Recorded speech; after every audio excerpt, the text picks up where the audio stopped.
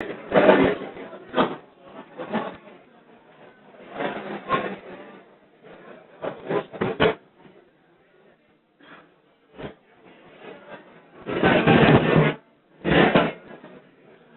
tardes. Buenas tardes a todos. Como siempre, muchas gracias por venir a esta hora que puede resultar incómoda, pero que estamos comprobando que las 6 de la tarde es mejor que las 7 y mejor que las 8.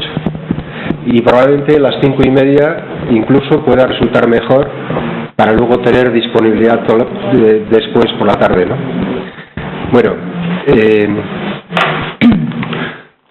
el otro día nos visitaba el consejero de Sanidad por una prolongación del ciclo de política sanitaria que tuvimos con los 3 partidos mayoritarios del Estado español: Izquierda Unida, Partido Socialista y Partido Popular. Y luego, como el consejero, como sabéis, asistió a todas ellas, le pedimos que, visto que había algunas diferencias entre la política sanitaria de esta comunidad autónoma con la política sanitaria que algunas comunidades autónomas, gobernadas también por el Partido Popular, estaban poniendo en práctica, pues creíamos que podía ser interesante que el consejero de Sanidad de Castilla y León diera una visión acerca de lo que él pretendía para esta comunidad autónoma referente a la política sanitaria.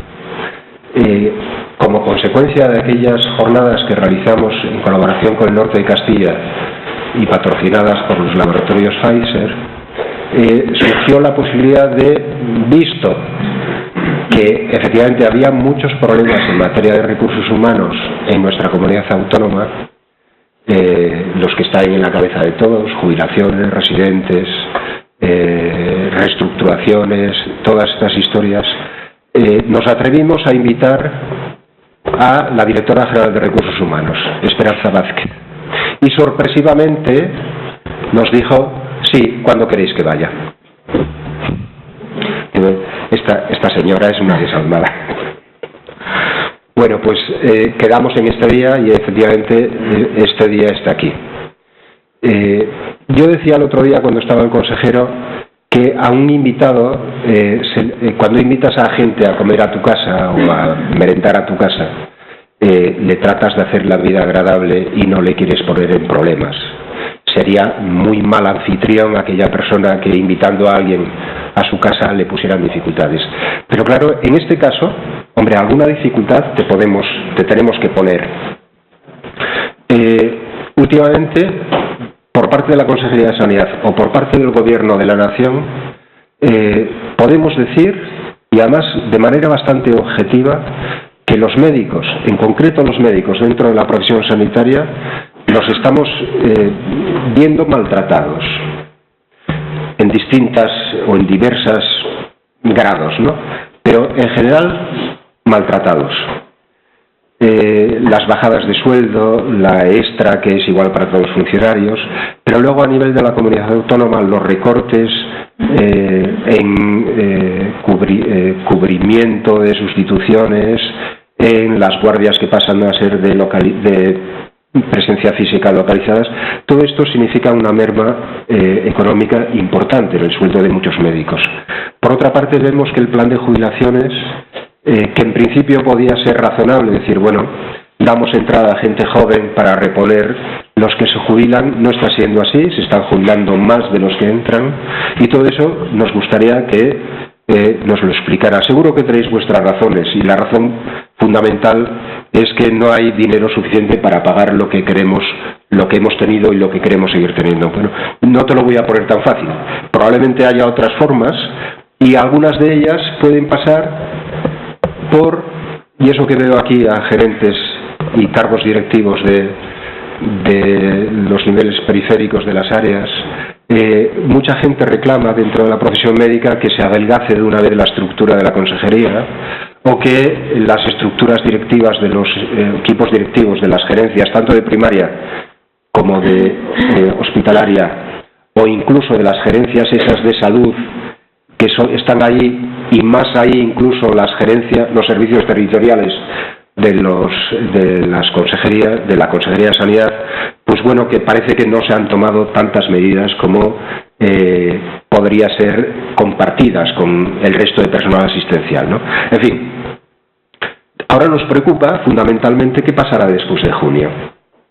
Hasta junio la Consejería ha conseguido que los sindicatos firmasen un documento en el cual la Consejería se comprometía a mantener las condiciones laborales, retributivas y laborales, a cambio de que todo el mundo pusiera algo de su parte. Bueno, no sé cómo está la situación. En junio no sé si los ingresos de la comunidad autónoma podrán ser suficientes para mantener los presupuestos. En fin, de todo eso queremos que nos hables. Solo dar un dato. En Valladolid somos 3.248 médicos colegiados, todos los que trabajamos en Valladolid, aunque algunos que vienen a trabajar a Valladolid, a diversas compañías o hospitales privados, no están colegiados en Valladolid. Pero bueno, así es la norma, ¿no? De esos 3.248, 250 aproximadamente son médicos jubilados sin ejercicio. De esos 3.000 que nos quedan, 110 son médicos por cuenta propia o ajena. O sea, propia porque solo trabajan en la privada, o ajena porque trabajan por cuenta de Campo Grande, Recoletas o Paracelso o quien sea, ¿no? Una organización de este tipo. Y quedamos que somos 2.800 prácticamente los que trabajamos en el sistema público. De esos, 600 además trabajan, además del sistema público, tienen su consulta privada. Podemos decir entonces que prácticamente la totalidad, pues de 3.000 médicos o 2.800 médicos de esta provincia, dependemos en cuanto a recursos humanos de usted. Entonces, nos gustaría que nos dieras la imagen de la situación y las posibilidades que tenemos para el futuro próximo y medio próximo. Bueno, pues buenas tardes a todos. Yo antes de empezar mi exposición o mi información sobre la situación del personal de SACIL, quiero agradecer al Colegio de Médicos de Valladolid y en especial al presidente y al secretario porque me hayan invitado.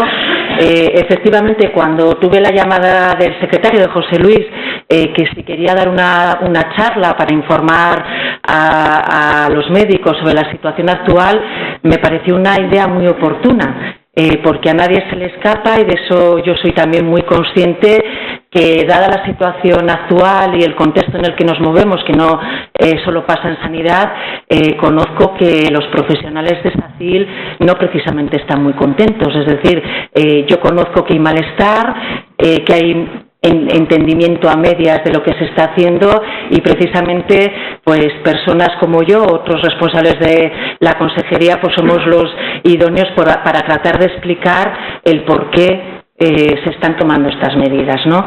Entonces, precisamente en esta línea es lo que quería yo hoy hablar. En múltiples ocasiones ya se ha hablado de por qué se están tomando estas medidas, pero a mí sí que me gustaría hacer una introducción del contexto presupuestario en el que se mueve la Administración Sanitaria de Castilla y León. Luego desarrollaré las medidas en las que estamos trabajando ahora, que como bien decía el presidente del colegio, es el Plan de Ordenación de Recursos Humanos sobre la prolongación del servicio activo, es decir, las jubilaciones, que conocemos todos, el Plan de Ordenación de Atención Primaria, que ahora se está tramitando, y finalmente la estatutarización, que me consta que es objeto de inquietud, sobre todo de todo el personal funcionario, los APDs que trabajáis en el ámbito de atención primaria. Entonces, yendo al contexto presupuestario, bien conocéis que sobre todo 2011-2012 nos han venido exigencias del Gobierno central y a nivel europeo de ajustarnos presupuestariamente. Yo quería dar respuesta, y ahí también ha hecho una referencia el presidente del colegio, y siempre se oye, es decir, yo en todos los ámbitos por los que me muevo siempre se oye. ¿Y por qué precisamente se tiene que recortar en el sector sanidad, ¿no? ¿Por qué no se recortan otros sectores que no son tan importantes como la sanidad? ¿Y por qué se están tomando estas medidas, no? Entonces, bueno, pues la primera respuesta es evidente, yo creo que todos lo vemos en los medios, ¿no? El contexto económico en el que estamos. Y la segunda respuesta a la pregunta de por qué en el sector de sanidad, yo sí que quería dejar en evidencia que precisamente en la Junta de Castilla y León se está haciendo mucho esfuerzo, y lo veis, en que el presupuesto de la Consejería de Sanidad se reduzca en menor medida al resto de presupuestos de las consejerías de la Junta de Castilla y León. Ahí veis en azul cómo ha evolucionado el presupuesto de sanidad, es decir, prácticamente hasta el 2011 ha ido creciendo, cuando en el 2010 empezó a bajar el presupuesto de Castilla y León. En el 2012 se ha mantenido prácticamente, y es solo en el 2013 cuando baja el presupuesto de sanidad. Luego os explicaré el por qué en el 2012 se tuvieron que tomar algunas medidas, pero yo sí que quiero que veáis claro que siempre se ha apostado por parte de la Junta de Castilla y León en mantener el sector de sanidad con un peso presupuestario por encima del resto de los sectores de Castilla y León. Aquí tenéis también otra transparencia, donde veis evidentemente que el 34% del peso lo tiene la Consejería de Sanidad, y luego sectores tan importantes como la educación y servicios sociales. Educación veis que tiene un peso del 19% y servicios sociales está dentro de la Consejería de Familia con un 8%. Esto evidencia la gran importancia que la Junta da al sector de sanidad en cuanto al presupuesto, dentro evidentemente del ajuste que se nos ha hecho desde el Gobierno central y en el ámbito europeo. Y veis que, porque también se habla de que si del turismo, que si cultura, pues evidentemente cultura y turismo tienen un 1% del peso del presupuesto, no se puede pedir menos. Y presidencia, que es todo el tema internacional, de relaciones internacionales o con la ordenación del territorio, no llega apenas ni a un 1% del presupuesto. Esto también, este peso que se ha querido dar a la sanidad y esta importancia de deteriorarla lo menos posible, se ve también en el retroceso que han sufrido los presupuestos de la comunidad. Es decir, actualmente, con el presupuesto del 2013, en sanidad nos vamos al 2009, es decir, a las cifras que en sanidad teníamos en el 2009. Recordad que os he dicho que nuestro presupuesto empezó a bajar significativamente del 2012 al 2011. Y luego el resto del presupuesto de la Junta de Castilla y León retrocede al año 2005, con lo que se evidencia una vez más el esfuerzo que quiere hacer la Junta por reducir en la menor medida posible el presupuesto de sanidad. Vamos al capítulo 1. Esto era global, sector de sanidad. Vamos al capítulo 1, que es precisamente lo que financia a los profesionales que trabajáis en SACIL.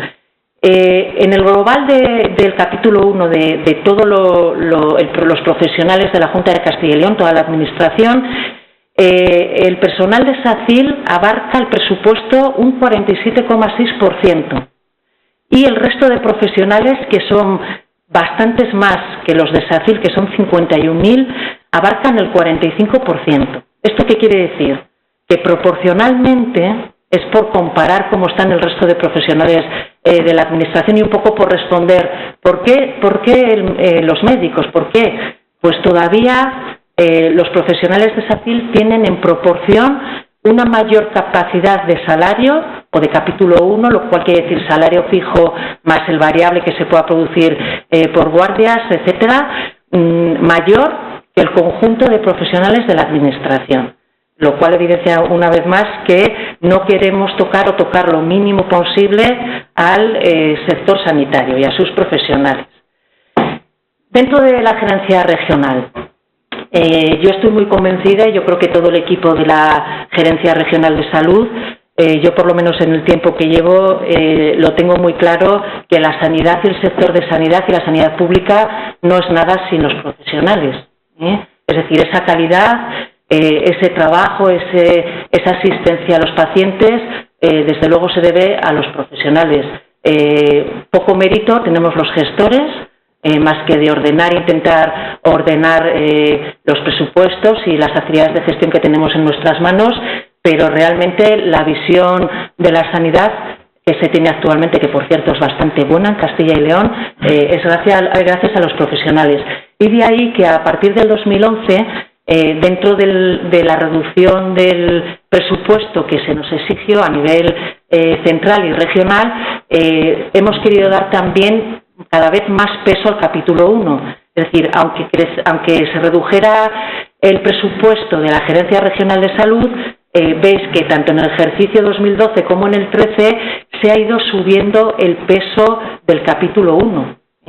Es decir, en el 2011 el 48% era el presupuesto destinado a los profesionales, en el 2012 subió al 51% y en el 2013 al 52%.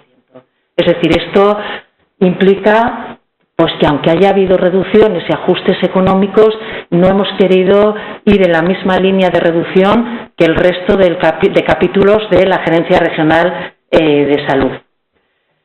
¿Qué pasa? Diréis, no se toca mucho el presupuesto, pero a nosotros nos han bajado los sueldos, ha habido determinados ajustes económicos, ha habido otras medidas que, por ejemplo, las guardias de los residentes, que aquí hay algún residente dentro del público, ¿no?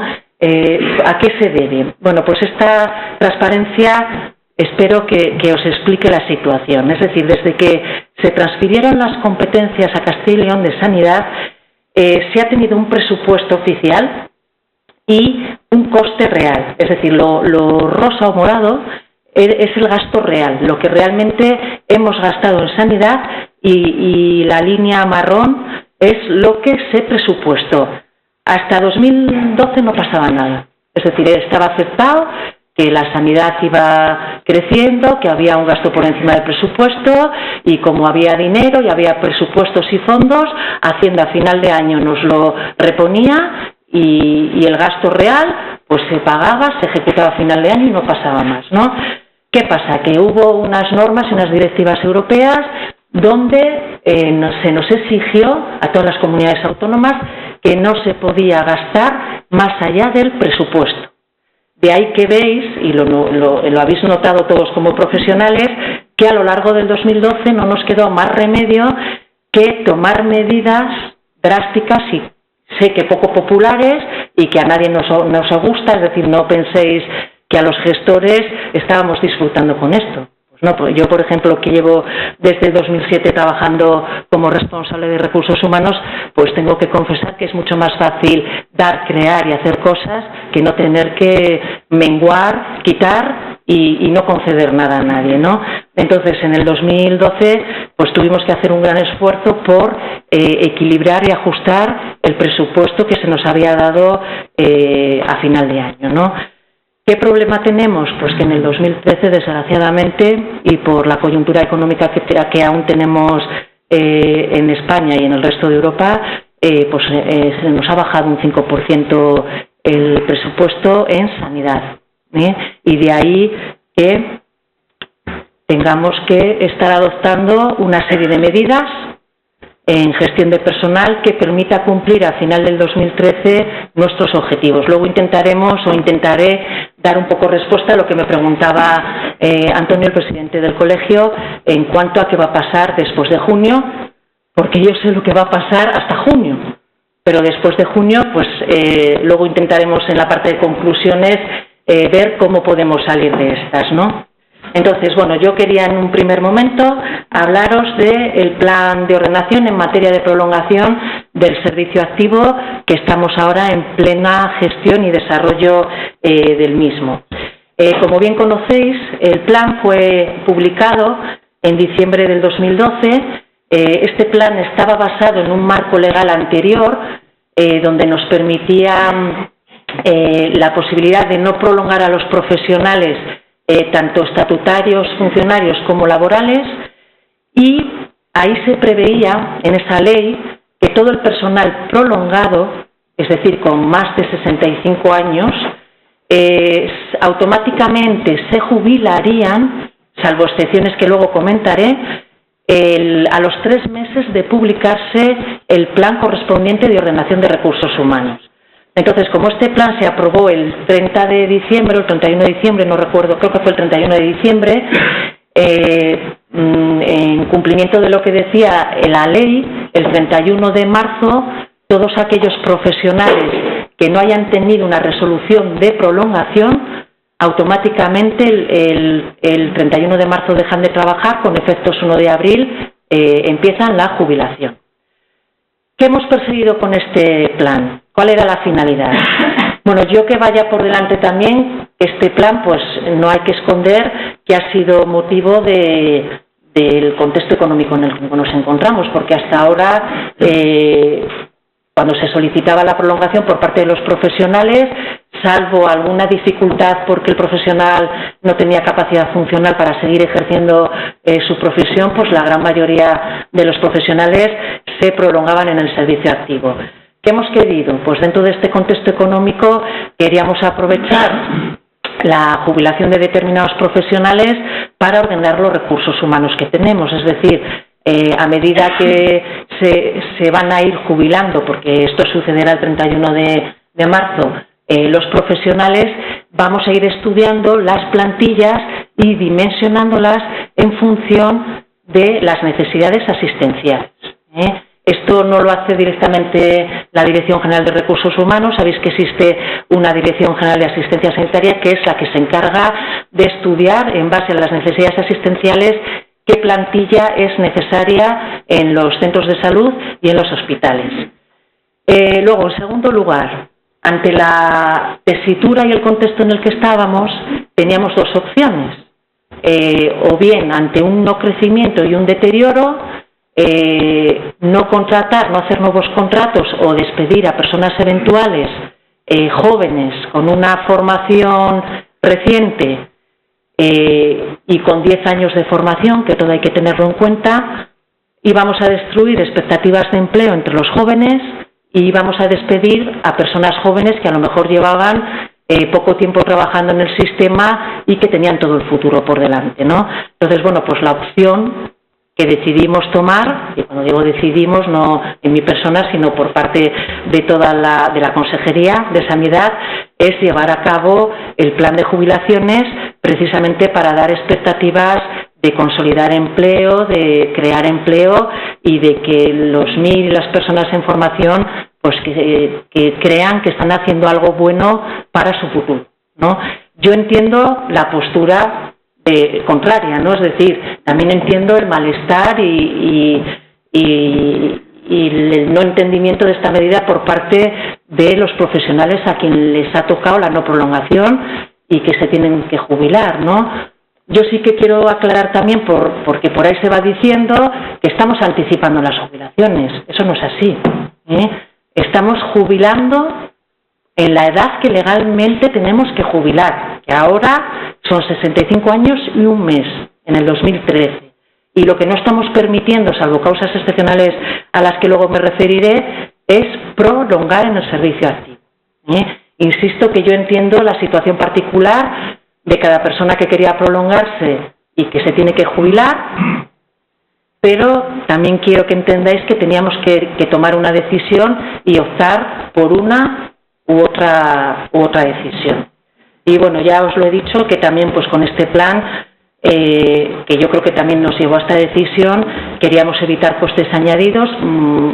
Sabéis que los mayores de 55 años tienen la exención de guardia la mayoría, eso nos obliga a contratar y hacer contratos de guardias, a hacer más sustituciones y luego por otra parte pues la diferencia salarial entre un profesional que está en edad de jubilación y un profesional que lleva poquito tiempo o no ha empezado a trabajar en el sistema, pues hay una diferencia de sueldo de 15.000 euros anuales, que básicamente son los trienios y la carrera. Entonces, bueno, pues en este contexto yo espero, aunque no estéis de acuerdo, no lo compartáis, que entendáis la postura de la Administración a la hora de haber tomado esta decisión. Entonces, como os venía comentando, el criterio general es que los profesionales que cumplan 65 años y un mes en el 2013, que luego se va prorrogando, es decir, al año que viene serán 65 años y 2 meses, se jubilan, porque es la edad legal de jubilación. Los que estaban prolongados, es decir, por encima de esa edad de jubilación, el 31 de marzo, los que no tengan resolución favorable también se jubilan, y hay excepciones que se han fijado en el propio plan, porque tampoco se nos escapa a la administración y a la organización, y oyendo a los equipos directivos, que aquí tenemos a José Carlos, por ejemplo, pues es verdad que dentro de todos los profesionales que están en edad de jubilación hay muchos, si no son la mayoría, y eso hay que reconocerlo y lo quiero hacer públicamente, que tienen una gran trayectoria profesional, muchísima experiencia, que pueden traspasar al resto de profesionales, están muy cualificados y tienen mucho conocimiento. Entonces, en determinados casos, eso no lo podemos perder, ¿eh? Entonces, hemos puesto como excepciones que si hay problemas organizativos y asistenciales, es posible la prolongación, ¿eh? Entonces, bueno, pues esas excepciones es, por ejemplo, un jefe de servicio que por parte del equipo directivo de la gerencia vaya a causar su jubilación un problema organizativo o un problema asistencial, pues se le prolonga por un año o hasta, bueno, es un año mínimo o hasta que se solucionen esos problemas organizativos y asistenciales, con la posibilidad de prorrogarles o prolongarles de año en año, ¿eh? ¿Qué procedimiento hemos seguido para que lo conozcáis? Y de las decisiones que se han tomado, yo voy a dar luego datos concretos de Valladolid, ¿eh? El interesado es el que tiene que solicitar que quiere prolongarse. Si no lo solicita, automáticamente al cumplir la edad de jubilación se jubila. Entonces, una vez que tiene la gerencia la solicitud, es obligatorio el informe del servicio de prevención. Yo sé que ha sido objeto de mucha crítica el que el servicio de prevención haya tenido que hacer un informe incluso para los profesionales que se hayan jubilado, pero es que el Estatuto Marco, cuando estoy hablando del Estatuto Marco estoy hablando de la ley estatal, nos obliga a tener un informe del servicio de prevención, ya vaya a ser la resolución favorable a la prolongación o desfavorable, lo cual conduce a la jubilación. Y no nos ha quedado más remedio, porque si fuera posible haber evitado ese informe, lo hubiéramos evitado, sobre todo cuando el desenlace hubiera sido que el profesional se jubila, ¿no? Entonces, una vez tenido el informe de la gerencia, que es el gerente el que nos tenía que decir si había problemas organizativos o asistenciales, se ha creado una comisión central formada por el director general de asistencia sanitaria, un miembro, el jefe de servicio de salud laboral y un miembro de la inspección, más el secretario de la comisión, que es el que ha validado, esa comisión central es la que ha validado los informes presentados por la gerencia. Luego, por parte de la Dirección General de Recursos Humanos, se hace la correspondiente propuesta y es el director gerente, en el caso de las prolongaciones, quien hace resolución favorable, ¿eh? De aquí al futuro, es decir, a partir del 1 de abril, el director gerente hará tanto resoluciones favorables como desfavorables, ¿eh? Es decir, comunicará y notificará expresamente por resolución del gerente regional quién se prolonga y quién se jubila.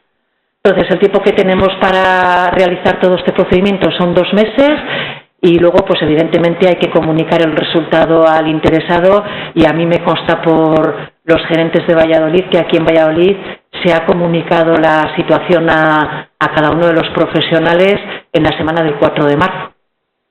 Vamos, esta es la información que tengo y espero que no me equivoque. En Valladolid, ¿cuántas personas se han visto afectadas por este plan? Actualmente todavía tenemos 75 médicos prolongados, 32 que van a cumplir la edad de jubilación en este año 2013 y de esos 75 médicos prolongados ha habido 12 resoluciones favorables de prolongación, 2 en el Río Ortega y 10 en el Hospital Clínico Universitario. Otro tema que preocupa mucho, y yo creo que es normal y natural que preocupe, es muy bien vamos a dar por hecho que se acepta este plan y que por las razones que os he comentado, pues hay que jubilar a una serie de profesionales, ¿no? El siguiente problema es cómo se va a reponer, porque son personas muy válidas, cualificadas, que han hecho una tarea hasta ahora y la ausencia de estas personas, cómo se va a suplir, ¿no? Entonces, yo insisto que lo que hay en esta transparencia son datos muy provisionales, Ahora se están estudiando por parte de las dos direcciones generales competentes, que es Asistencia Sanitaria y Recursos Humanos, pero los primeros datos que tenemos, que insisto son objeto de que hay que estudiarlos con más profundidad, es que en el clínico universitario, en el Hospital Clínico Universitario, de los 36 médicos prolongados, 31 se van a reponer. Es decir, los 10 que os he comentado, que se prolongan, una persona que está fuera de plantilla, que se va a consolidar en plantilla, y se contratarán 20 nuevos médicos. En el Río Ortega, de las 30 personas médicos prolongados, 17 permanecerán en el Río Ortega como tasa de reposición. 2 prolongados, 6 fuera de plantilla que se consolidarán en plantilla y 9 nuevas contrataciones de médicos. Estamos rondando, fijaros bien, lo digo para que tengáis conocimiento, porque en los medios y cuando vas por la calle y te paran y demás, se hablaba de que no íbamos a cubrir a nadie ni a sustituir a nadie. En el clínico estamos hablando de más de un 86% de cobertura. En el Río Ortega no tanto, pero bueno, hay razones asistenciales. A lo mejor en el Río Ortega pues hay mayor volumen de efectivos y donde se va a cubrir con más facilidad las necesidades asistenciales, pero en todo caso en el Río Ortega estamos yendo a una cobertura del 60% de efectivos. Y en primaria, pues poco más o menos que pasa lo mismo. Estamos hablando que en atención primaria Valladolid se prolonga, bueno, hay 3 médicos prolongados que no siguen, y uno que, según me comentaba esta mañana José Carlos, el 1 de abril cumple 70 años.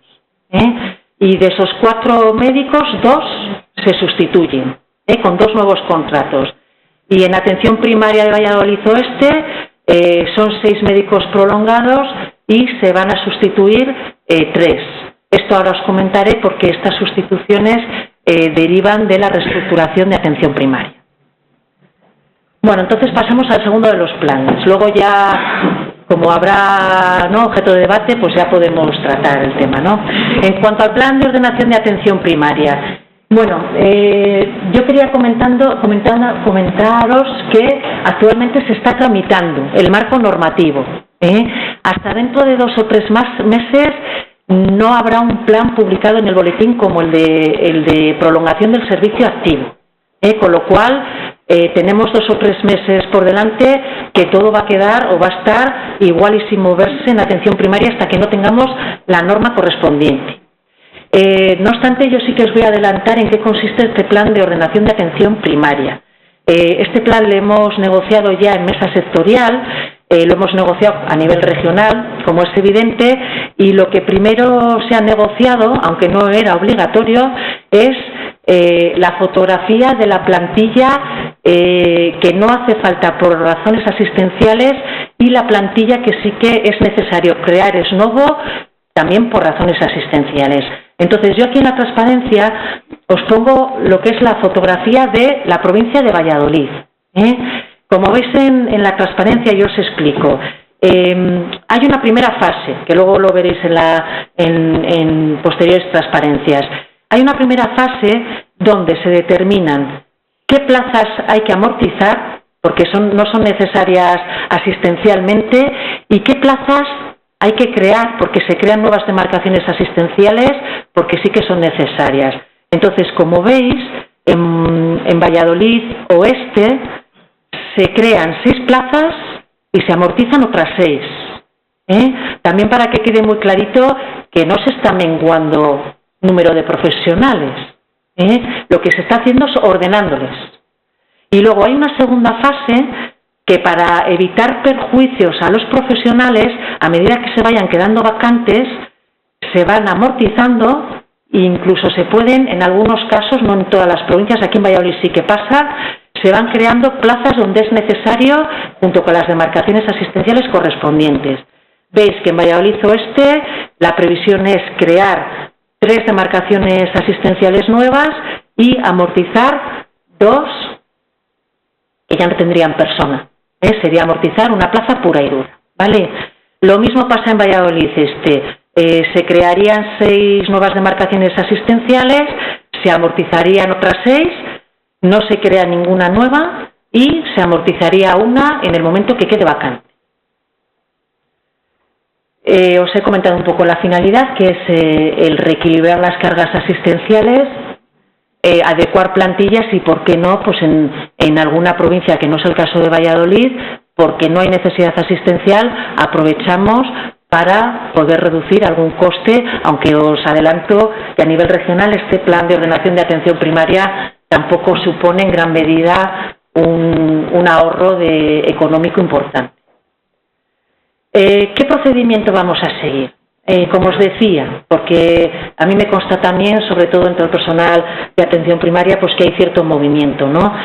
Lo primero que se tiene que aprobar es el plan. Y como os decía, lleva un trámite pues bastante complejo, porque es así, es decir, la parte administrativa pues es bastante compleja y yo calculo que hasta dentro de 2 o 3 meses el plan no esté aprobado. ¿Qué hacemos? Una vez que esté aprobado el plan, empezaremos con la primera fase. ¿La primera fase en qué consiste? Primero tendrá que salir publicado en el boletín una orden del consejero donde diga, pongo el caso de Valladolid, ¿no?, que se crean 6 demarcaciones asistenciales nuevas y que se eliminan 6 demarcaciones asistenciales. Una vez que tengamos esas demarcaciones creadas y suprimidas, es cuando entramos a trabajar en la Dirección General de Recursos Humanos. ¿Qué vamos a hacer? Os lo voy a explicar para que lo veáis. Imaginaros en las 6 que se amortizan, ¿no?, y que tienen personas que están trabajando en la plaza o que hay propietarios, ¿no? Entonces, lo primero que vamos a hacer es adscripciones provisionales. Las adscripciones provisionales, ¿qué son? Imaginaros, ¿no?, pues el propietario que esté en el equipo de Mayorga. Lo que vamos a hacer es, él va a tener que pedir las 6 plazas o las que quiera de las nuevas demarcaciones asistenciales, igual que el resto de sus 6 compañeros de las demarcaciones asistenciales que amortizamos. Y por un baremo que está negociado en mesa sectorial, se les va a ir adjudicando provisionalmente esas plazas hasta que haya concurso de traslado. Vamos a sacar una RPT también que vamos a llevar a mesa sectorial el día 26 de marzo y en esa RPT también vamos a marcar la fotografía de cuáles son las plazas que se amortizan, las plazas que no se amortizan, pero yo creo que de cara a los profesionales afectados es que sepan que van a tener que hacer un pequeño concursillo para optar a cualquiera de esas 6 plazas y que luego, posteriormente, saldrá un concurso de traslados donde tengan oportunidad de concursar todos los profesionales del ámbito de atención primaria. Bueno, ahí veis, ¿no?, modificación de RPT, adscripciones provisionales, concurso de traslados. Y la segunda fase, pues la vamos a ir trabajando poco a poco. A medida que vayan quedando las plazas vacantes, pues el consejero eliminará y creará las demarcaciones por orden. En la RPT que negociemos ya vendrá la fotografía, lo que pasa que los efectos serán a medida que vayan quedando vacantes las plazas, y el plazo máximo que nos hemos dado es diciembre del 2014 para que esto sea efectivo. También os voy a dar respuesta a una pregunta que me vais a hacer. ¿Y qué pasa si en el 2014 hay alguien de los de la segunda fase que todavía no se ha jubilado o que no ha querido concursar y está en una de las plazas que están señaladas como amortizar? Pues con esas personas tendremos que volver a negociar en mesa sectorial su futuro y la manera de proceder para su movilidad en una plaza que sea necesaria asistencialmente y que no permanezca en una plaza donde asistencialmente no hay necesidad. Y ya paso al tercer punto, que es la estatutarización. Bueno, con la estatutarización también deciros que se va a empezar con un proyecto de decreto que también se ha negociado ya en mesa sectorial, se está tramitando. Yo también aquí, que entiendo que se ha levantado mucha expectación y a raíz sobre todo de la regulación estatal, os quiero decir que los pasos que se tienen que dar con el tema de la estatutarización son pasos que hay que dar de manera prudente y a lo largo del tiempo, que no es para mañana la estatutarización. De hecho, el proyecto de decreto pues también puede tardar entre 2 y 3 meses en ser aprobado. Y el decreto es el marco regulador de la estatutarización. Luego hay que sacar convocatorias específicas para cada personal. Por una parte laborales, por otra parte funcionarios y por otra parte inspectores. Entonces, ¿qué es lo que perseguimos? Dar homogeneidad, porque ya conocéis que tenemos funcionarios, estatutarios laborales. Desde el punto de vista vuestro quizás no lo notéis, pero desde el punto de vista de la gestión es muy difícil poder gestionar el personal con 3 regímenes jurídicos. Aunque ahora ya estáis bastante equiparados en cuanto a retribuciones y condiciones laborales, ¿no? Pero hay aspectos, os pongo un ejemplo, la RPT que os comentaba antes, para funcionarios supone que hay que hacer un decreto y hay que dar unos trámites de tardar 2 o 3 meses en cambiar una RPT, una plantilla de funcionarios. En cambio, por ejemplo, si cambiamos una plantilla de estatutarios, con las normas de ahora no nos lleva ni apenas 15 días.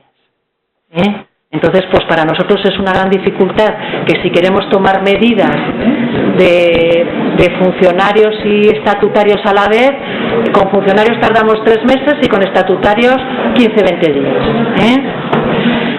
Entonces, bueno, ¿por qué hemos empezado con la estatutarización? Conocéis todos la norma estatal, ¿no?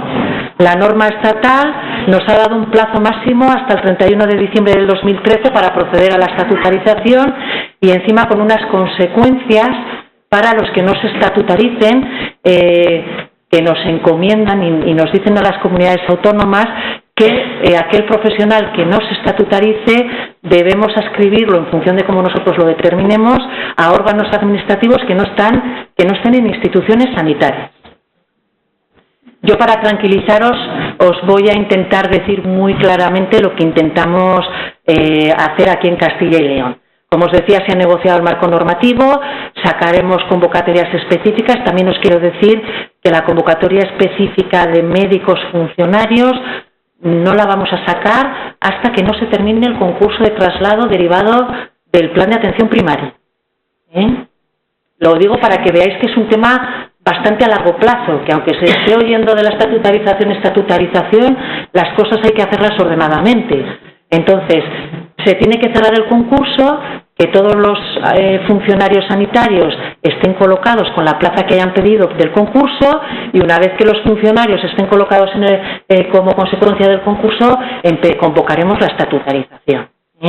Con lo cual, me atrevería yo a decir que de aquí a un año convocaremos la estatutarización de médicos funcionarios, no así de personal laboral. Yo también quiero dejar muy claro que la estatutarización es voluntaria. A nadie se le obliga a estatutarizarse. Que el que haya decidido en un momento dado no estatutarizarse puede tener la posibilidad de hacerlo en cualquier momento una vez que se haya realizado la convocatoria específica. Que no se van a tocar las retribuciones. Ya sabéis que los médicos funcionarios laborales y estatutarios estáis con retribuciones homogéneas. Entonces, las retribuciones, puestos de trabajo, destinos, condiciones laborales, no se tocan. Lo único que se pretende es homogeneizar el régimen jurídico.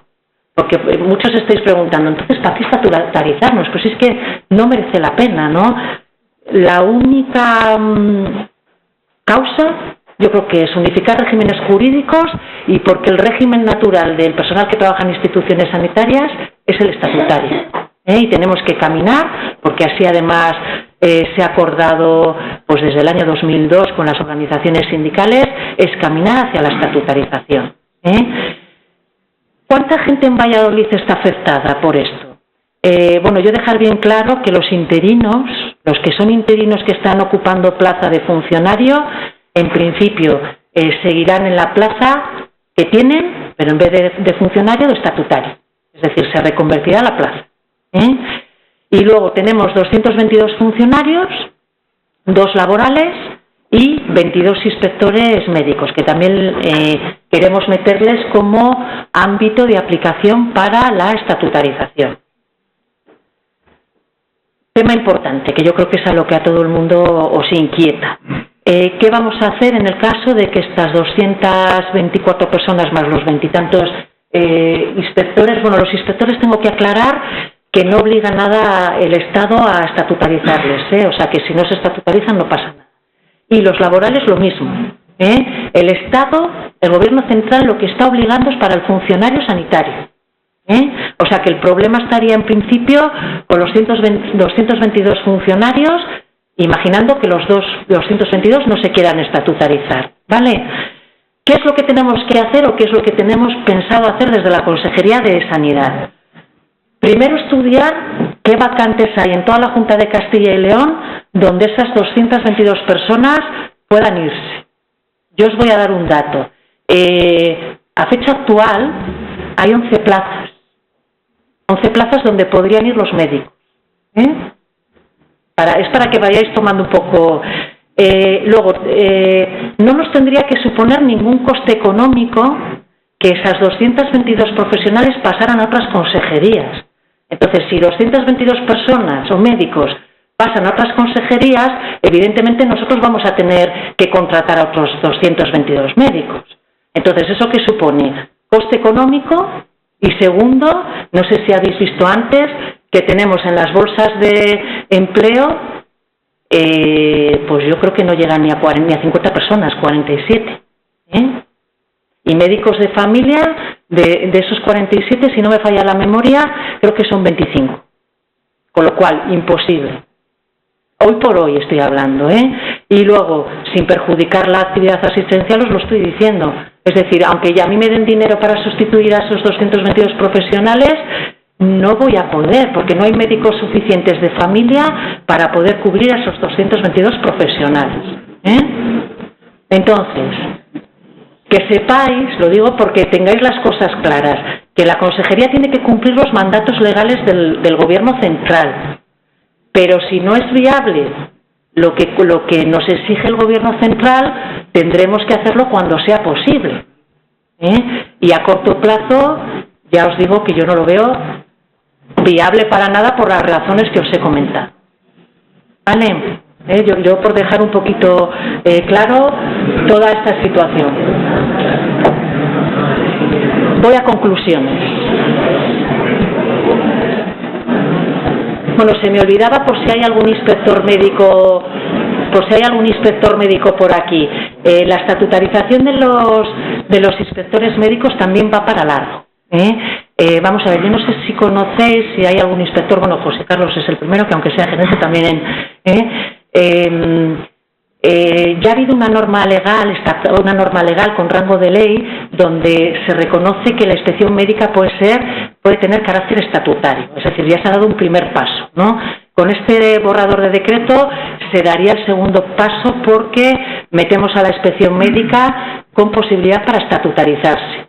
¿Qué pasa? Luego hay que modificar las plantillas, es decir, tenemos que crear plantillas de personal estatutario, y lo que es más importante, tenemos que confeccionar unas retribuciones específicas para la inspección médica estatutaria. Con lo cual, por lo menos hasta el 2014, que es cuando se hacen las retribuciones a primeros de año, y si va bien la economía, no sería posible hacer una convocatoria para la estatutarización de la inspección médica. Entonces eso también va para largo. No es cosa de decir, se aprueba el decreto ahora antes de verano y corriendo sacamos convocatoria para funcionarios, para las suscripciones, para los laborales. Aquí lo más fácil va a ser los funcionarios no sanitarios, que no están sujetos ni a reestructuración de atención primaria ni nada, y para el personal laboral. Es decir, es con lo que empezaremos de la estatutarización, y para el resto de categorías pues habrá que ir cerrando otros capítulos, porque nosotros consideramos que la estatutarización es como el último capítulo para conseguir al final que todo el personal esté bajo un único régimen. Entonces, bueno, como conclusiones, pues deciros que en 2012 se pusieron en marcha medidas de ajuste para equilibrar el presupuesto, se da la razón, que aunque no bajó mucho el presupuesto, teníamos un gasto real por encima del presupuesto. Yo aquí quiero aprovechar, conocedora del descontento general que hay entre los profesionales, que a pesar de ese descontento y por personas particulares que yo conozco, médicos particulares, hay descontento, pero al final se sigue trabajando y cumpliendo con el deber, ¿no? Pero eso hay que reconocerlo, ¿no? Hay que reconocerlo y quiero reconocerlo públicamente, ¿no? Que podía haber intenciones de muchas huelgas y huelgas de brazos caídos, ¿no? Entonces eso, reconocerlo.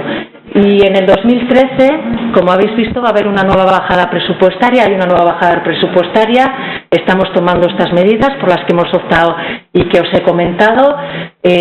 Yo también aquí quería aprovechar, si es que hay alguien en la sala, para reconocer, aunque ya lo han hecho los gerentes de cada hospital y cada gerencia de primaria, reconocer esa labor que han venido haciendo las personas que se tienen que jubilar el 31 de marzo. También entiendo su malestar, creo que por lo menos he tratado de explicar el por qué hemos tomado esta decisión y lo único que me queda pues es, aunque comprendo a cada persona que le ha tocado jubilarse en contra de su voluntad, pues por lo menos reconocerles esa labor que ha venido prestando pues durante tanto tiempo en el sistema público de salud.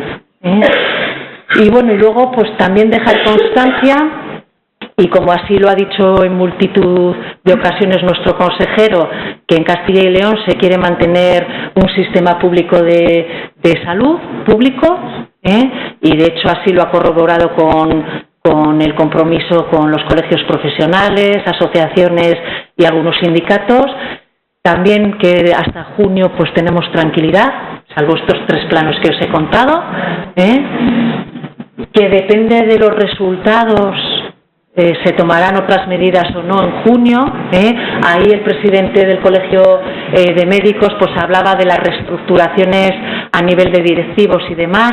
Yo os puedo decir, porque no es ámbito de mi competencia, que se está trabajando en ello, se está trabajando en la reestructuración de las gerencias de área y en las gerencias de atención primaria y de los hospitales. Lo que pasa es que poco más os puedo decir, porque a mí lo que me tocará pues a lo mejor es la parte más fea, ¿no? Los nombramientos, los ceses, las movilidades, cuando se tome una decisión de qué estructura final va a adquirir el sistema público de salud en su estructura periférica, ¿no?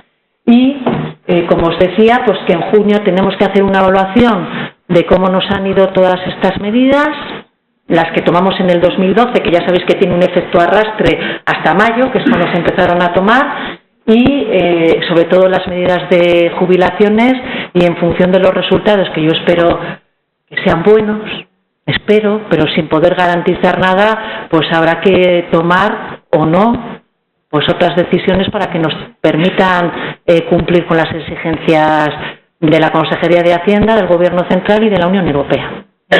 Entonces, nada más, muchas gracias por vuestra atención y estoy a vuestra disposición para cualquier pregunta que me queráis hacer.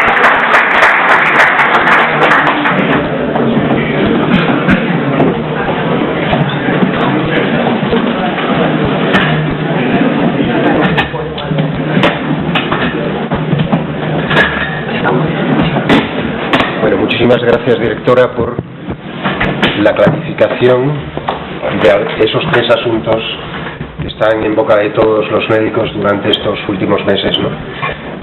Vamos a ver si de manera sosegada y con tranquilidad y como corresponde a esta casa somos capaces de trasladarle, no vayáis tan rápido,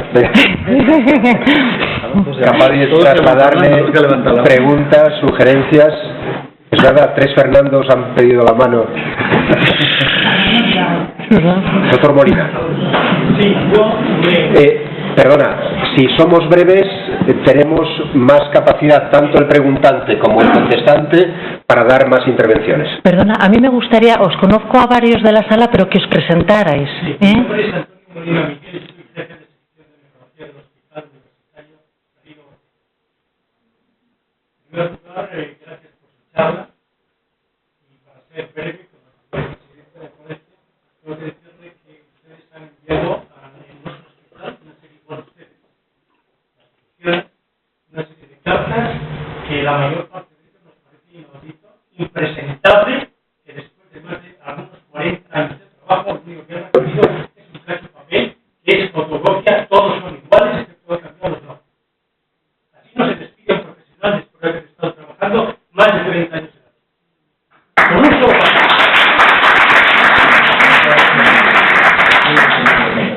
En segundo lugar, que es más importante que lo primero, aunque también lo primero es importante, es que se han quedado, al menos en mi servicio, atenciones sanitarias que antiguamente antes se hacían y ahora ya de momento no se pueden hacer. No sé si esto va a ser provisional, pero en el momento actual, y esto es una denuncia pública del Colegio de Médicos, no se pueden hacer. Es decir, nosotros éramos 6 de plantilla y somos 3 y un contratado. Una plantilla de 6 y 3 que se quedan. Y un contratado no se puede hacer el mismo trabajo. Y eso quien sufre no son los que nos vamos, que vamos a disfrutar de la jubilación, sino los enfermos. Muchas gracias. Bueno, yo por el primer tema, si alguien, es decir, vamos a ver, desde Recursos Humanos, claro, tampoco podemos ser responsables de cómo se despide o no a los profesionales.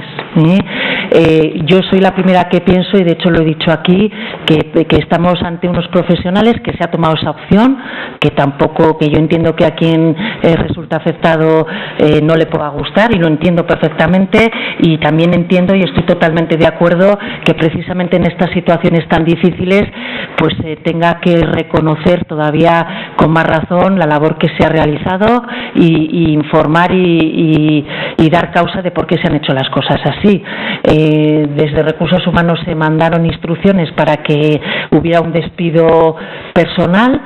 A mí me consta, y no voy a poner en duda la palabra de nadie, pero precisamente con el gerente del Río Ortega, yo en la semana del 4 de marzo hablé y él estaba muy orgulloso, que a lo mejor no es el caso concreto, porque había recibido en su despacho, y lástima que no esté aquí, pero ha sido casualidad, porque había recibido personalmente en su despacho a 1 por 1, es lo que me dijo telefónicamente. Entonces, bueno, no lo sé.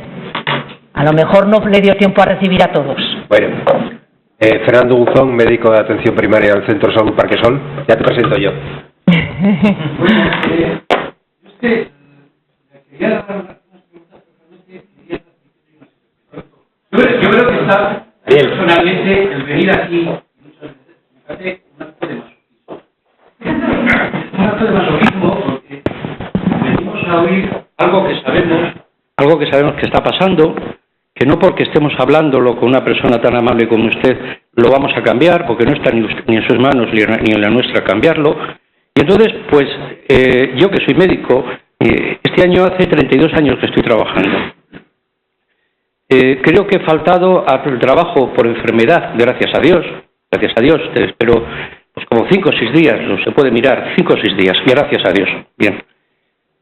Ahora resulta que la ley, tenemos unas órdenes del Gobierno de la Nación por la que, como se abusa, pues resulta que yo cuando caiga enfermo, que caeré por edad antes o después, durante 20 días, primeros días o 25 días, perderé 1.000 euros. Igual que yo, pues todos. ¿Qué haremos?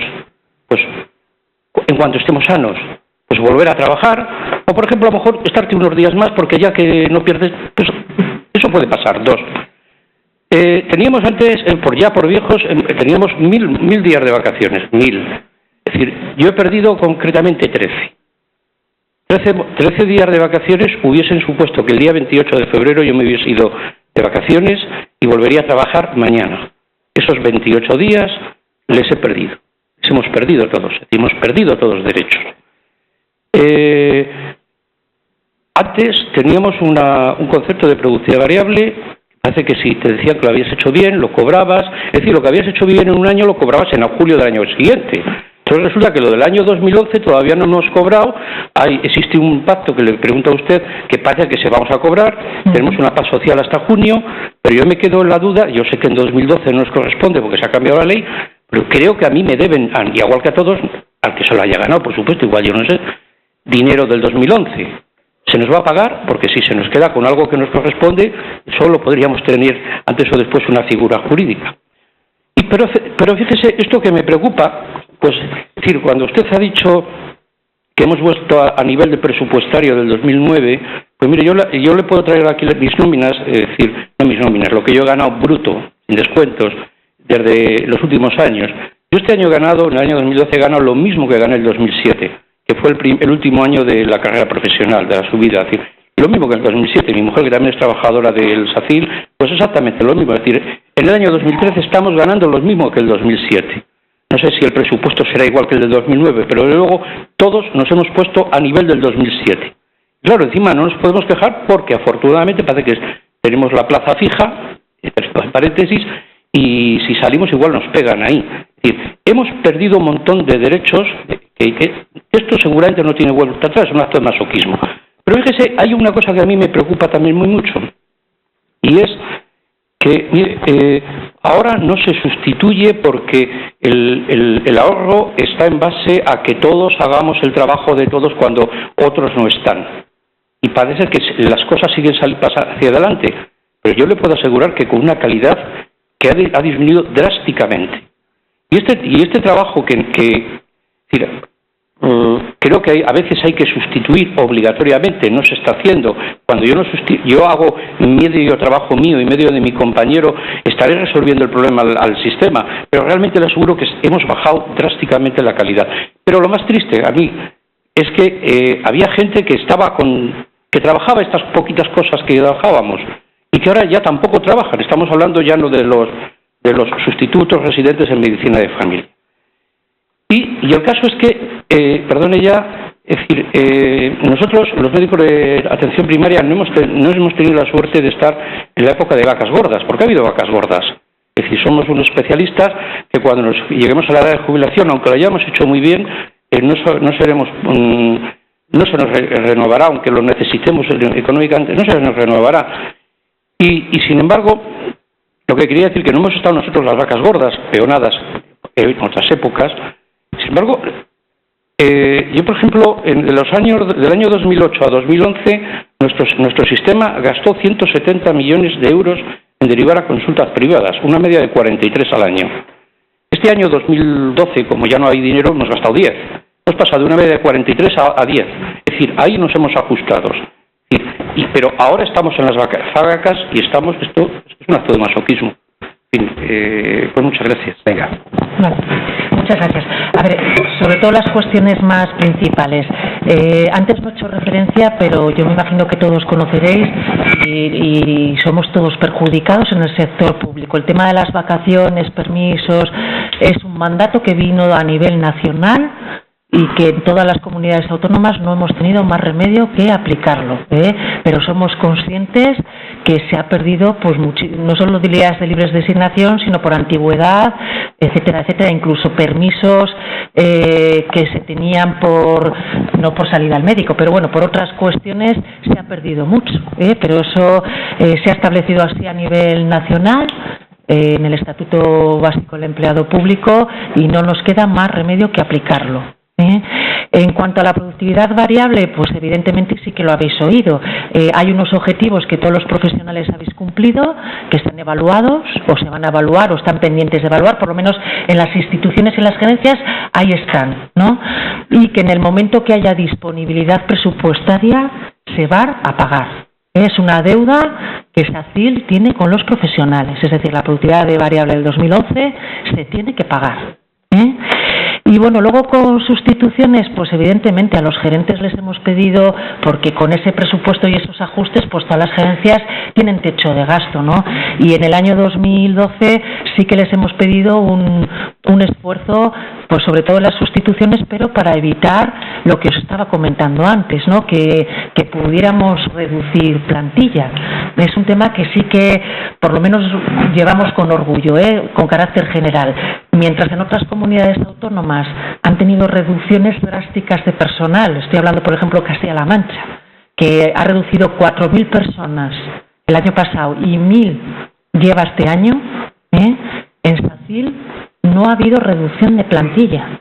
Nos habremos basado las medidas efectivamente en lo que decís, ¿no? En esfuerzos de retribuciones, en no sustituir, pero de momento, y yo creo que en otras comunidades autónomas ya han tomado medidas en ese sentido, hemos logrado cumplir con ese compromiso de no reducir plantilla.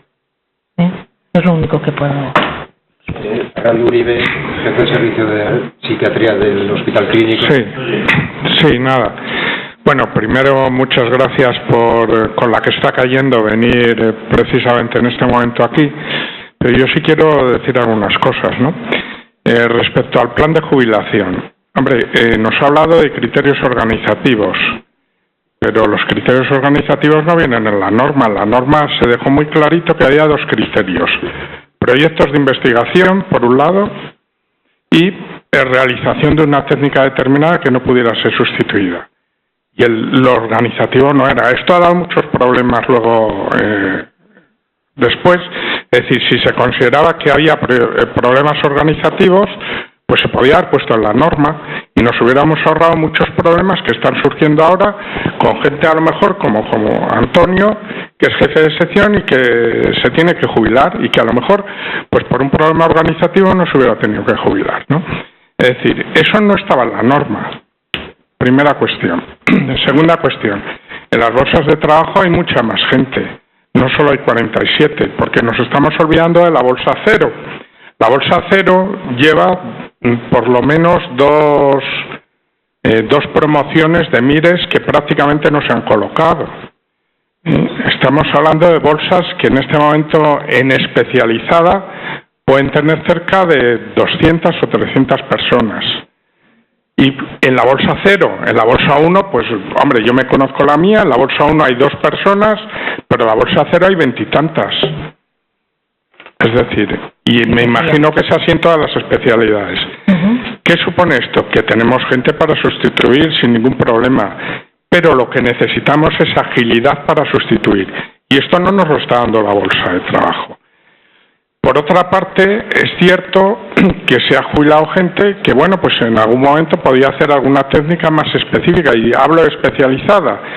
Primaria lo conozco menos y, bueno, no podré opinar tanto, pero en especializada yo sé que hay determinados puestos de trabajo que necesitamos contratar con perfiles determinados de gente.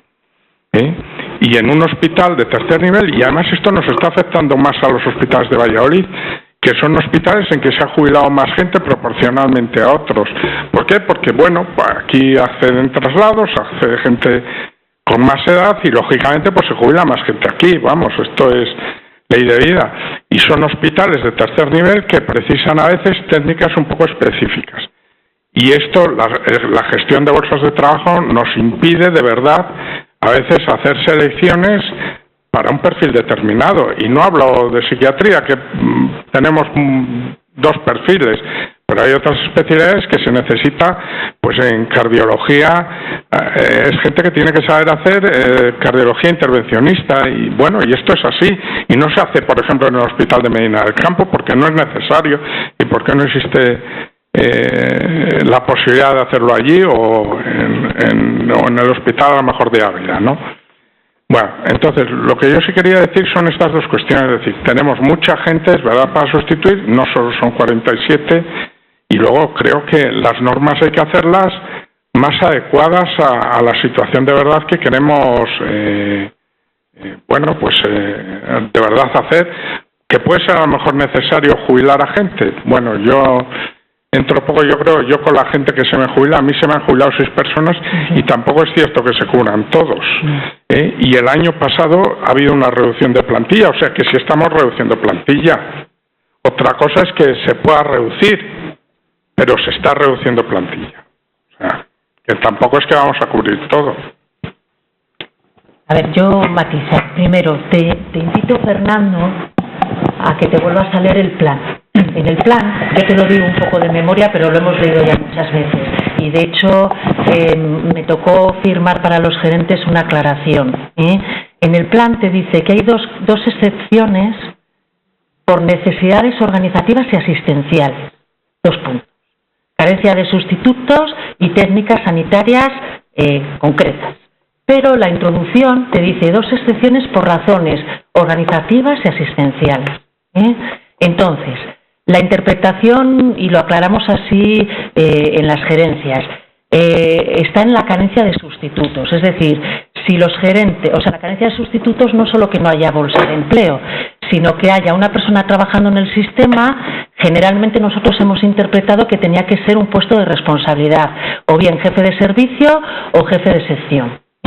Entonces, si esas personas, por las labores organizativas que estuvieran haciendo, no pueden ser sustituidas en ese momento, porque te ponen el encabezado por razones organizativas y asistenciales, se le puede prolongar. Y de hecho, fíjate, ha habido algún caso y en la resolución de prolongación le hemos puesto una cosa así más familiar, os lo digo.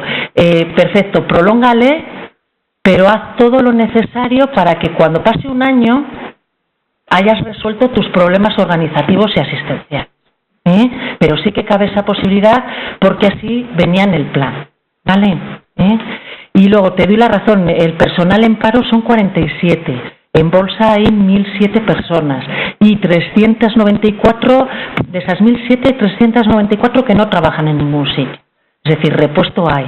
Y luego sí que te voy a comentar, porque también lo hemos aclarado con los gerentes, que para contratar a personas con perfil concreto y sobre todo en médicos es posible. Tú puedes hacer una convocatoria totalmente adecuada al perfil que quieres de médico y puedes saltarte de la bolsa a todas las personas que consideres hasta lograr encontrar a un profesional con el perfil concreto que desees. Pero la clave está en que en la convocatoria tienes que detallar muy bien qué perfil de profesional quieres, pero sí es posible. Fernando García, presidente de Sofalenfic. Bueno, hola, buenas tardes. Yo voy a ser breve y solo 2 o 3 puntualizaciones. En primer lugar, te quería preguntar voy a hablar de la medicina de familia, ¿cuál es el perfil del profesional que quieres para trabajar en SACIL? Todavía no se ha convocado la bolsa de empleo. Quería preguntarte también cuándo se va a convocar, si va a derivar de la OPE del 2009 o de la que tenemos paralizada del 2006. Y en segundo lugar, si también va a ser los baremos y los requisitos que hemos visto en lo que se ha llamado ahora actualización de bolsa de empleo, que para nada es una actualización, en la que no se puede meter no se pueden cambiar las áreas de trabajo que se pusieron incluso hace 4 años. Hay profesionales que en estos 4 años ha cambiado totalmente su trabajo, su residencia, entonces no entendemos si se va a hacer así porque no se pueden cambiar las áreas. Y también me gustaría preguntarte cuál es el perfil del profesional que quieres en SACIL, porque te pongo 2 ejemplos. Tenemos 2 residentes que se han formado, uno puede haber tenido 2 o 3 rotaciones negativas y otro que tenga, aparte de sus cursos obligatorios en relación al programa de la especialidad, que haya hecho, por ejemplo, un máster en cuidados paliativos costeado de su bolsillo, o que haya hecho un máster en emergencias costeado de su bolsillo.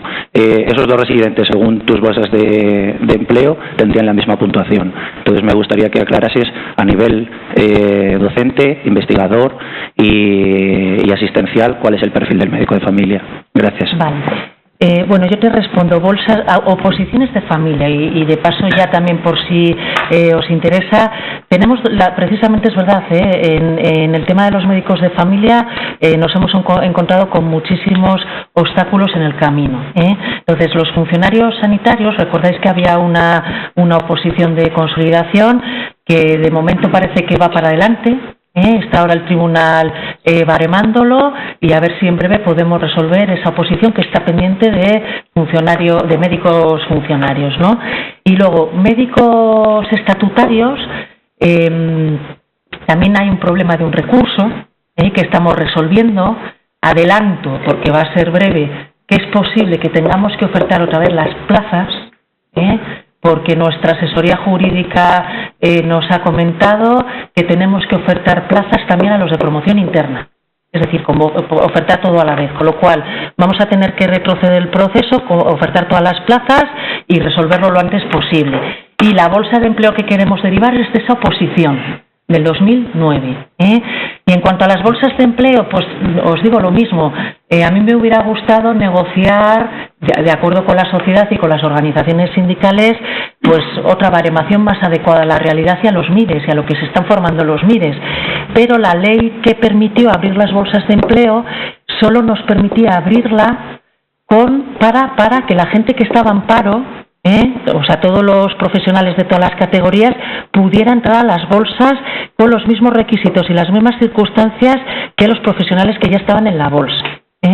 Entonces, esto solo va a ser excepcional para el año 2013, lo cual no quita para que a partir del 2014 o 2015, cuando empiecen las oposiciones, podamos tener tiempo de negociar las nuevas condiciones de méritos y baremos para los profesionales, pues de acuerdo con la docencia que están recibiendo ahora en su formación especializada.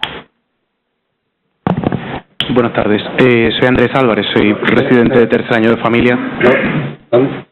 Espera, detrás de ti, dos puestos detrás de ti. Hola, buenas tardes.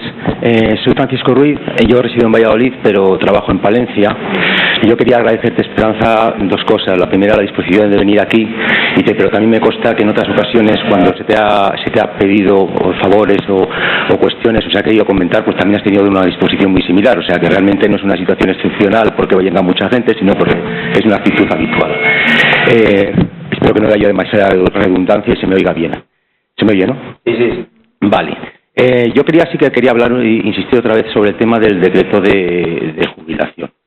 La verdad es que tengo aquí en el iPhone tengo aquí el decreto y realmente he leído lo que comentabas tú de motivos asistenciales y organizativos, y es así, pero señala claramente la legislación motivados por dos circunstancias muy claras. La primera es la carencia de sustituto y la segunda, insisto, el tema de actividades, hablan de actividades asistenciales técnicas especiales o proyectos de investigación. Realmente yo sí que creo que hay veces que duele más cuando se aplica una norma, más que la norma en sí, duele mucho más las excepciones. Y las excepciones duelen a todos cuando ven uno, y todos en determinados mundillos de la especialidad nos conocemos y sabemos que unas personas, cada uno pues de qué cojea, cómo respira, qué tipo de investigaciones tiene, si tiene proyectos de Cibersan, si tiene proyectos de líneas de investigación, si han conseguido becas a través de la Junta de Castilla y León, si presenta realmente una técnica específica o su técnica a lo mejor se remonta a unos años con anterioridad. Yo creo que realmente ahí había que haber sido muy cuidadoso y la sensación que me da es que, por desgracia, no ha sido así. Es un comentario quizás... bien. La segunda cuestión importante, yo creo que de alguna manera sí que me llama la atención y sí que me parece importante que, por un lado, se está intentando un poco promover las unidades de gestión clínica y dar autonomía de gestión a los servicios, y bueno, pues yo creo que cuando salga el decreto pues valoraremos y nos colocaremos unos, pues de alguna manera, y nos veremos un poco las posibilidades y a lo mejor nos parece un reto interesante. Pero me da la sensación de que frente a eso hay veces que estamos en una política un poco ambivalente, porque por un lado se intenta dar más autonomías a los servicios, pero por el otro lado a veces da la sensación de que se quiere hacer un mayor control por parte a las propias gerencias, y determinadas cuestiones que a lo mejor antes se daba una cierta libertad. Por ejemplo, la posibilidad de que yo tenga en un momento determinado la necesidad puntual de tener una contratación determinada, ya sé que es difícil, pero bueno, si antes a lo mejor se me daba uno, pues a lo mejor ahora se me puede dar medio. Me da la sensación de que ahora, no sé si será así, si no, confírmamelo, yo creo que determinados recursos se están centrando mucho en la administración central, que lo cual va un poco en contra de la política de gestión. Nada más. Muchas gracias. A ver, yo te voy a reconocer una cosa y yo lo he vivido. Es verdad que a raíz de nuestros problemas económicos o presupuestarios, nuestro deber es ejercer un poquito más de control sobre las instituciones. Precisamente porque a nosotros se nos está exigiendo unos cumplimientos económicos y a raíz de tener que controlar el gasto, pues tenemos que controlar más la gestión de nuestros gerentes, y es verdad que si antes, porque pues en el año 2007-2008 ni siquiera desde los servicios centrales conocíamos qué contratos eventuales hacían los gerentes. ¿Por qué? Porque había dinero, había posibilidad de tener un gasto real sobre un gasto presupuestario, y entonces no teníamos esa necesidad de controlar. Pero en el momento que se nos ponen unas normas desde arriba, pues evidentemente, y te lo reconozco, pues hay más control y más prohibición por parte de los gerentes a los gerentes de decir, tienes este techo y de aquí no te puedes pasar. Entonces, claro, pues vosotros lo tenéis que notar, pero es que no nos queda más remedio. Esperemos que vengan otra vez las vacas gordas y que se pueda al menos volver un poquito, no del todo, para no tener que estar como cíclicamente, pero no tan controlados, ¿no? Y luego, con respecto a lo de las jubilaciones, vuelvo a insistir que es una alternativa que tomamos. Yo os digo que hay 9 comunidades autónomas que han optado por un plan de jubilaciones donde no cabían excepciones. Nosotros éramos muy conscientes de estas excepciones que podían causar, subjetivamente hablando, o personas afectadas, sensación de agravios, ¿no? Pero claro, nosotros ahí tenemos a nuestros gerentes y a nuestros equipos directivos, incluso a nuestros jefes de servicio, para valorar si una persona, al jubilarla o no, te puede generar problemas asistenciales u organizativos. Entonces, bueno, sí que somos conscientes que a lo mejor para evitar estos problemas, porque al final son percepciones subjetivas, ¿no? Porque yo confío plenamente en los informes de nuestros gerentes y por lo que escriben, pues tiene su justificación. ¿Lo habrán vestido o no lo habrán vestido? ¿Será verdad? No será verdad, ¿no? Entonces, ¿de qué manera no nos equivocamos o evitamos esos desagravios o descontentos? Pues haciendo como las 9 comunidades autónomas que os digo. Café para todos, no hay prolongaciones y 100% de jubilaciones. Pero aquí sí opto por eso, y os lo he comentado, pues precisamente por salvar y tener entre nosotros a determinadas personas que se pudieran considerar con conocimiento, cualificación y trayectoria profesional y no perderles en el sistema. A lo mejor nos hemos equivocado. Quizás hubiera habido otras maneras. Claro. Pero bueno, adelante. Buenas tardes, soy Andrés Álvarez, soy residente de tercer año de Medicina de Familia de Valladolid Oeste, y aun cuando tal vez se saca un poco del punto que hemos estado tocando esta noche, sí que he visto que el segundo punto de la conclusión dice que por las nuevas medidas presupuestarias de 2013 exige que se tomen nuevas medidas de reorganización, y quería saber si existen algunas medidas planificadas de modificación para los residentes. A ver, lo único que hemos dicho a nuestros gerentes como orientación es que efectivamente hay una planificación de una medida que es, como los programas formativos de los residentes tienen un límite mínimo de guardias y un límite máximo, y al establecerles un techo concreto de presupuesto, les hemos hecho como recomendación, que yo creo que no les va a quedar más remedio por el tema económico, de irse al mínimo de guardias. Entonces, en el caso vuestro de familia, el mínimo son 3 guardias mensuales. A mí me consta que hay gerentes que lo han puesto en marcha y otros no. Pero si me preguntas desde el punto de vista, yo entiendo que los MIR no estéis de acuerdo con esta medida, porque supone una reducción presupuestaria y a lo mejor afecta a la formación o las rotaciones que veníais haciendo hasta ahora, ¿no? Pero también es verdad que cogiendo la teoría del programa formativo en la mano, no te exige más que como mínimo 3 guardias. Es decir, a mí me está dando a entender que tiene la misma calidad una formación de un residente en familia con 3 guardias. ¿Perdón? ¿Cuál? Las 3 guardias que son de 24. Bien, bueno, si yo me meto en 3. Entonces, claro, yo entiendo esa parte, pero también entiendo entiendo la parte de perjuicio de número de guardias, de perjuicio económico y de incluso que pierdes pues una cierta experiencia en formación al tener una guardia menos al mes, o 2 o 3. Pero también tenéis que entender que se hace por motivos económicos, como una de las múltiples medidas de ajuste económico que se han tenido que tomar. Entonces, bueno, también me consta por decir, y aquí está el gerente, que todavía no está tomada esa decisión, no, que se mantienen 4, ¿no? Es decir, ha sido es decir, aquí, esto es muy gracioso también, cuando se valora, se habla, no se ha tomado todavía la medida, ya todo el mundo da por hecho que ya se ha tomado la medida. pero a mí me consta, y lo tengo que reconocer, que hemos tenido conversaciones José Carlos, Mateos y yo sobre la viabilidad o posibilidad o no de bajar a las 3 guardias, pero al final creo que lo has dejado en 4, ¿no? Me lo confirman. O sea que tranquilos. Molina. Yo tengo que dar las gracias públicamente al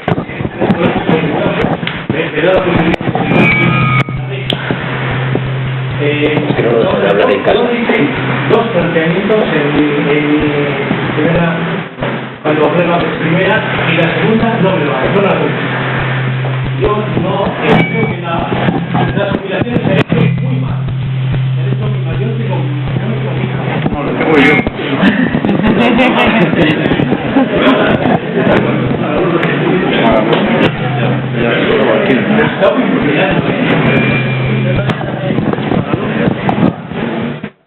Venga. Entonces, el tema ya no es tanto que siempre hemos estado por tiempo hablando de los médicos. Yo estoy hablando, la segunda parte de mi presentación fue de los pacientes. Yo me pongo aquí a hablar ahora de defensor del paciente. Yo lo que pregunto es, ¿qué hacemos con los pacientes de aquellas unidades en las que se dejan sin médico responsable de eso? En mi servicio hay una parte que es la diálisis peritoneal dentro de la nefrología, muy importante porque están los objetivos de gestión, en el plan de gestión del 2013, que tiene que llegar a un porciento que no va a llegar. Pero miren, para mí es mucho más importante que los enfermos llamen a la puerta y no haya médico. Y esto está ocurriendo actualmente. Bueno, sí, a ver, yo es lo que iba a decir. La de diálisis peritoneal, que la llevo yo personalmente, no la lleva nada. No es que yo sea imprescindible, válgame Dios, ni tampoco quiero retornar, muy bien como estoy. Pero los enfermos llaman a la puerta y no tienen a nadie que les vea. A ver, no es un ámbito de mi competencia, estoy totalmente de acuerdo, que yo creo que sobre todo los profesionales, yo no porque no soy médico, precisamente yo creo que estáis para atender y darle la mayor calidad en salud al paciente, ¿no? Entonces, es un ámbito que no me corresponde. Quien valora las necesidades asistenciales es otro departamento, la Dirección General de Asistencia Sanitaria. Yo lo único que le puedo informar es que se va a contratar una nueva persona en nefrología en el Río Ortega, una nueva persona, y lo que le transmitiré al gerente, en la línea de lo que también comentaba Uribe, es que pudiendo sacarlo con perfil, esa persona nueva que se va a contratar de nefrología la contrate con este perfil para que pueda dar salida a esos problemas de los pacientes. Y sí que se lo agradezco porque como las contrataciones se realizarán a lo largo de la semana que viene, pues por lo menos que salga con ese perfil. Yo lo hablaré personalmente con él. Alicia Armentia, de la unidad de alergias de los perros. ¿Puedo hablar? Alicia. No, yo solamente quería pedir al presidente del Colegio de Médicos, no es a la interviniente, de que dentro de este tema, pero un apartado que no se ha tratado solo de refilón, lo de la gestión de personal de la sanidad pública, hubiese o gestionase otra reunión como esta, otra conferencia, sobre los criterios de selección de personal. Que yo ya estoy jubilado, para mí es uno de los problemas, a lo mejor es una visión parcial mía, más sangrantes que existen. Yo estoy completamente en desacuerdo, por ejemplo, que las interinidades duren más de un año, que se valoren excesivamente las antigüedades, también para los concursos de traslado. Algo que decía el doctor Uribe, los hospitales de Valladolid, pues por razones obvias y lógicas, están acogiendo a gente solo en función de los años que llevan y no de otros criterios. A ver si era posible organizar también para hablar de los criterios, eso en lugar solo de las mesas sectoriales, porque los sindicatos me parece muy bien que digan lo que quieran, pero en fin, nada más que eso. El doctor Castañeda es una persona liberal y esta junta directiva de este colegio también, y haremos esa jornada que tú dices y además probablemente antes del verano. Estamos en esa historia también. Alicia Armentia. Bueno, ante todo dar gracias a Esperanza por haber venido, por la valentía que ha demostrado, que es duro. Y quería hacer me ha parecido entender que yo soy miembro de licenciado especialista de la sección de alergia. Entonces me ha parecido entender que es posible con la contratación de nuevos profesionales atendiendo a un perfil, y eso se puede solicitar, y no solo médicos sino también técnicos y personas, o no es posible eso. Solo médicos. Solo médicos, vale. Muchas gracias. ¿Alguna cuestión más? ¿Quieres?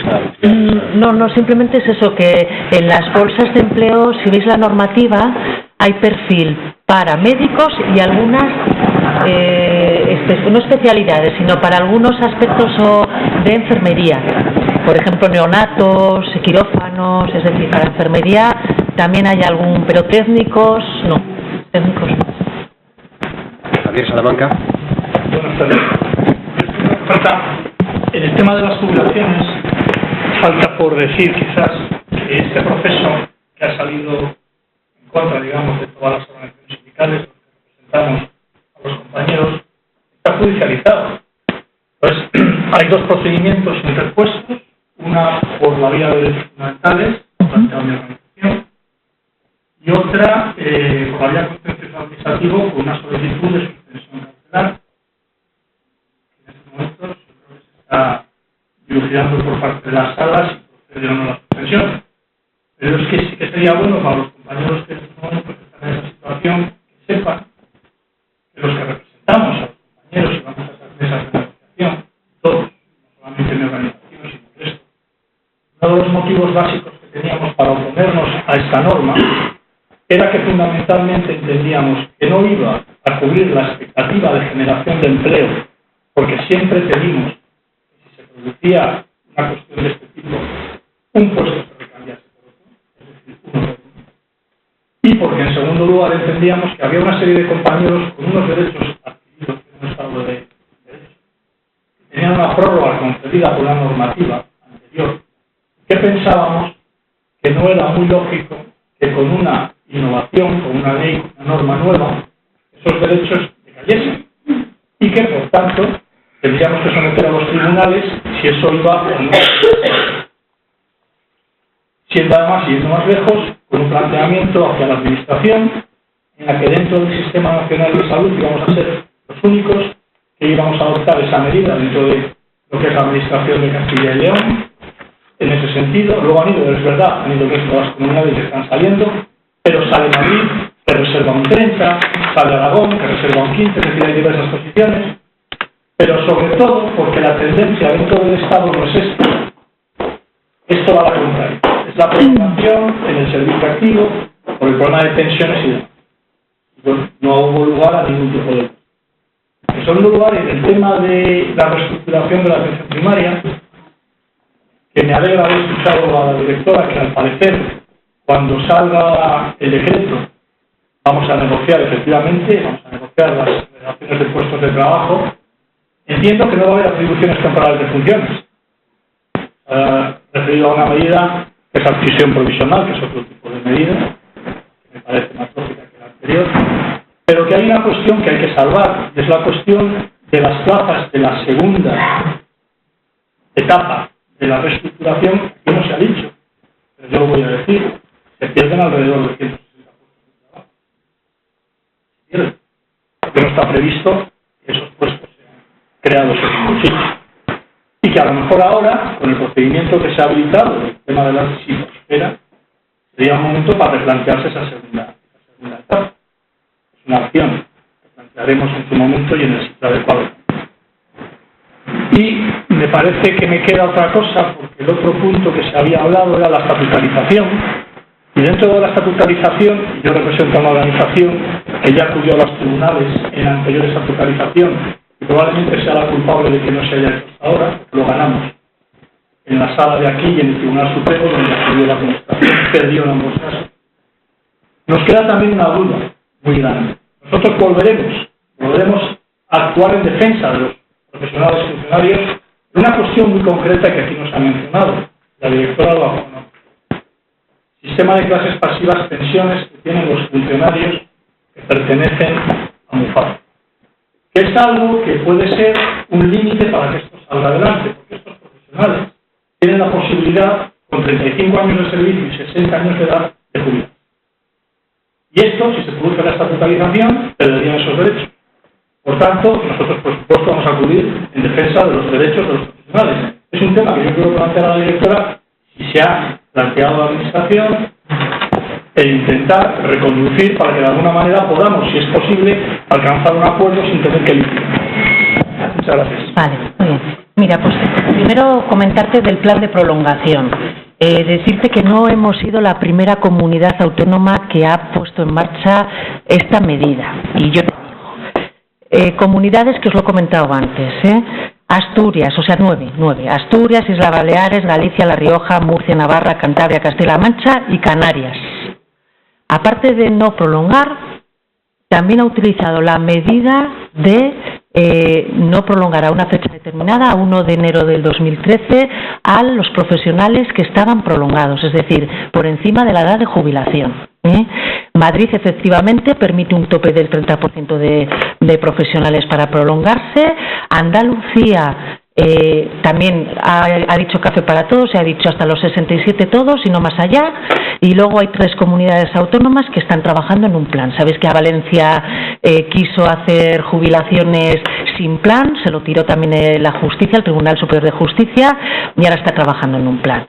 Es decir, que hemos sido como la comunidad autónoma la número 10, la 10ª en poner en marcha una medida de este tipo, y por cierto, de novedosa nada. Ya tenemos antecedentes en 9 comunidades autónomas.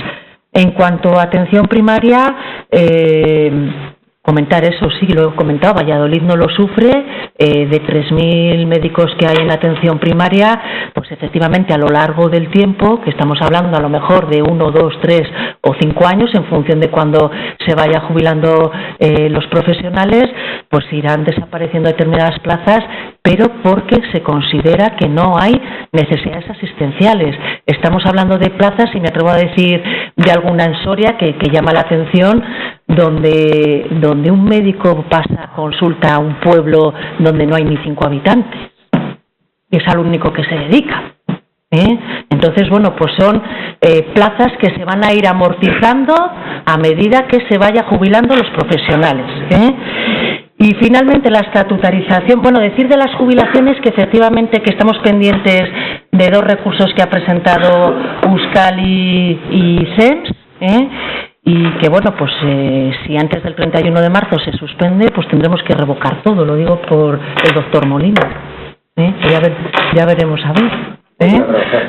Nosotros ahí acataremos lo que diga la justicia, ¿vale? Y luego lo de las clases pasivas, que es muy importante y se me ha olvidado decirlo.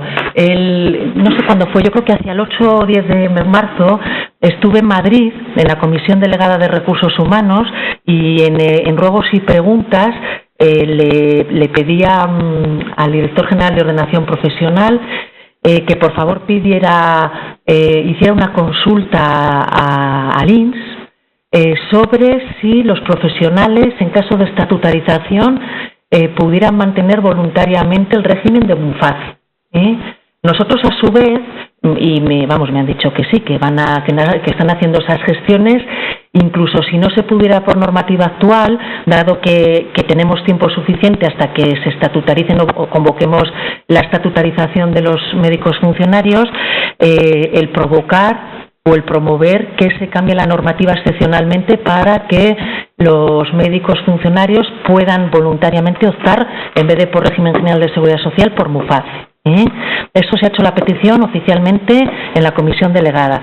Y luego, por otra parte, nosotros a la Dirección Provincial del INS de Valladolid también le hemos dirigido un escrito diciendo a ver qué posibilidad hay de que el personal, o sea, el profesional médico funcionario que se estatutarice pueda mantener voluntariamente el régimen de MUFACE. Entonces, bueno, estamos esperando respuesta, y en cuanto tengamos respuesta, pues os lo haremos saber. Bueno, vamos, porque como digo, en tono de broma, estas sillas solo aguantan ser sentadas hora y media. Cada hora y media ya uno se empieza a remover, ¿no? Bueno, muchísimas gracias, doña Esperanza. Esperad un momento, hombre.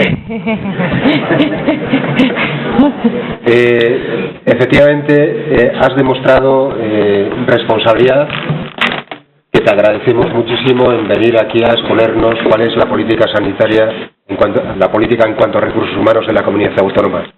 Este colegio y los médicos de Valladolid te lo agradecemos enormemente. Y ahora que no me escuche ella, yo creo que la reivindicación necesaria, razonada, tranquila pero contundente, no tiene que ir separada del trabajo diario.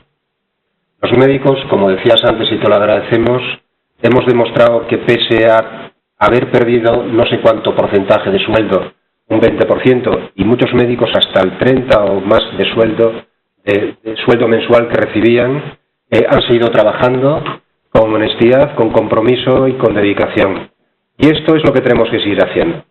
Reivindicaremos de la manera prudente, reivindicaremos de manera decidida, pero la Administración tiene que saber, a partir de junio, que esta profesión tiene que ser cuidada porque está dando a la sociedad quizás más, no más, pero está dando lo que la sociedad espera de ellos, y la misma sociedad ha dicho que los médicos somos una profesión muy valorada, los más valorados de todas las profesiones. Y esto es gracias a esto que muchas veces nos dan aquí y también nos dan aquí. Pero que la Administración tiene que saber que todo tiene un límite para que la calidad, como decía el doctor Molina, no se vea perjudicada, que creemos que ya se está viendo perjudicada la atención